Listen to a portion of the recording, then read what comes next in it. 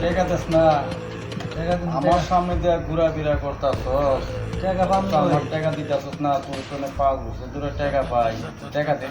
6 মাস ধরে কামাই নাই, 6 মাস ধরে কামাই না থাকো করে আমি বুঝবো, আমার থেকে তো টাকা নিয়ে তো তুই তো মনে কর খাইছ, বউরা শুইছ, তাহলে মনে কর আমার টাকা দিয়ে এখন টাকা টাকা দে। নাই ভাই, না না না টাকা দে, টাকা দিতে হইব, তুই আমার টাকা দে। 6 মাস ধরে কামাই নাই। ওগুলো আমি বুঝবো না, এখন আমার টাকা দিয়ে দিবনি।